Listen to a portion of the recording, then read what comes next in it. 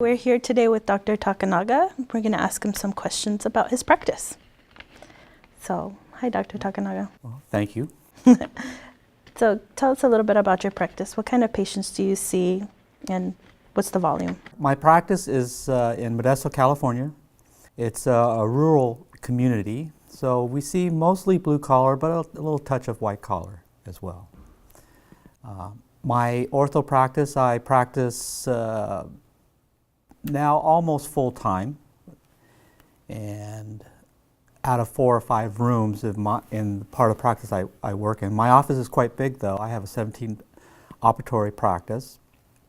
I have 4 or 5 doctors per day working, about 4 hygienists, and that's sort of my source of the ortho patients is from them. How many ortho patients do you treat a month?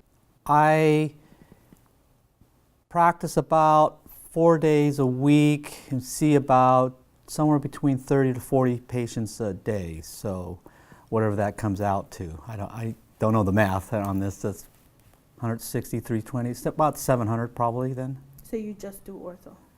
Primarily, yes. Okay. A little touch of general, but not too much. How did orthodontics help during the economic downturn? During that time, I was part-time ortho. So I was half ortho and half general. And during that time, I actually expanded my practice. A lot of the docs in my areas were contracting. If they were working 5 days a week, they were now working 4. And most of them were working 4, so they were going down to 3.5 days. In my practice, we went from 5 days to 6 days with extended hours. We'd open as late as 9 o'clock in the evening. And ortho-wise, that's when I actually started growing as well. I went from part-time and transitioned into full-time. At that time, in the beginning, my practice was only 12 operatories, and I extended it because I got busy with the ortho. I was actually competing with the other docs, and they were always throwing me out of my rooms, even though it's my practice, but they were throwing me out of the room. So I actually extended the office and added 5 more operatories, and that's what I operate now with my ortho. So it was part of the solution, but it wasn't the only thing. There was a lot of increasing of the practice, basically. And it was interesting because, like I said, the rest of the docs in the community were contracting, but the patients were still there.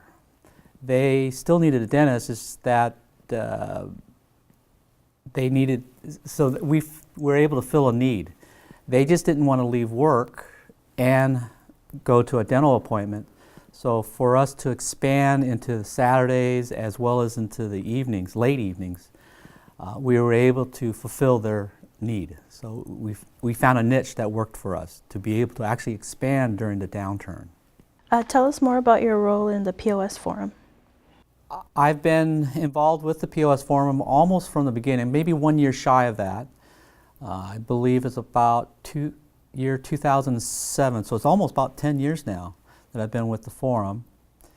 And what's kept me going on the forum is that it's become my teaching playground.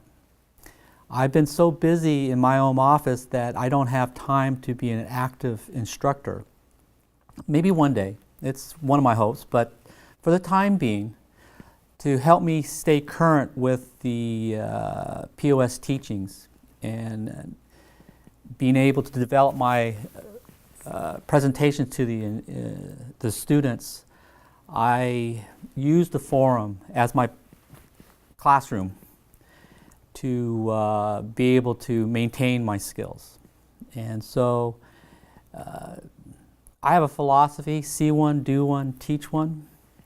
It's one thing to come to seminars and see the orthodontics, how it's to be done. It's another to do it, which, yes, I'm doing now today, very much so. But to really solidify that knowledge is to be able to teach it. And so hence the forum. It's been the vehicle for me to be able to take that third step and be able to really own that orthodontic knowledge. So what's your advice to current students? Well, for the beginning students, it's just starting cases. I cannot more emphasize that point right there, is just start cases. You don't have to start the hard cases. You know, look for the simple. There's plenty of simple cases out there, whether it's class 1 or slight class 2, a little bit of crowding, a little bit of spaces. There's plenty of those cases out there. And to be able to find those cases, you know, all you have to do is ask a simple question.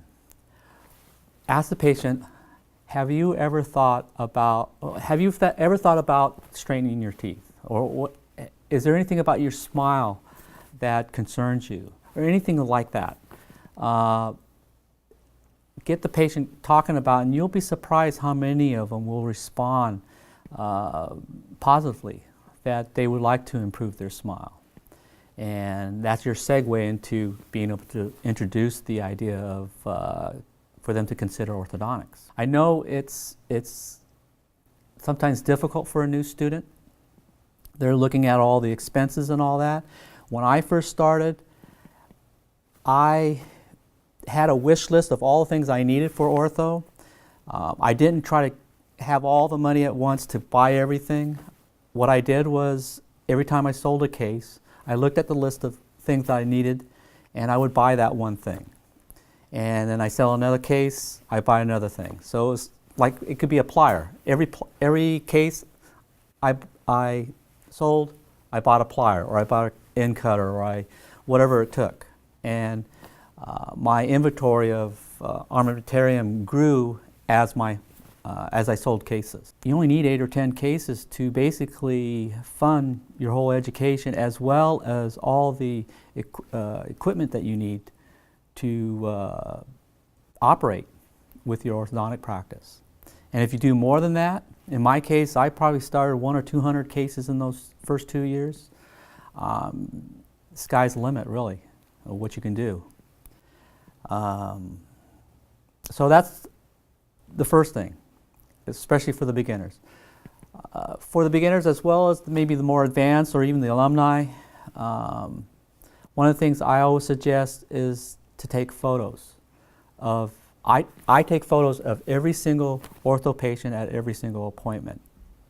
And especially for the beginning students, it actually becomes a way of learning or reinforcing your learning. Which, you know, you go to chairside, you look at the patient, and when you're a beginner, you're kind of like, you know, the knowledge might be here, but it's not coming out too fast. It's slow because you're not inexperienced. And so you take more time trying to figure out what to do, and, you know, you figure it out, but, you know, hopefully the next patient gets better and faster. But what helps speed that process up is having those photos. And at the end of the night, you do a chart review, you look at those photos and you go, did I do the right thing, or what could I have done even better? You know, you see that rotation, you see this tooth out of place, maybe I should have done this or that. And what I would do is I would make notes so that the next time the patient came in, I look at those notes, I says, oh, I better look for these things. And now I'm presenting myself even more confidently, and the patient will pick up on that because I already have a game plan, or at least a partial game plan. And it just gets better and better every single patient. So I always recommend photos. Well, thanks, Dr. Takenaga. That was very insightful. Thank you for having me. It was my pleasure.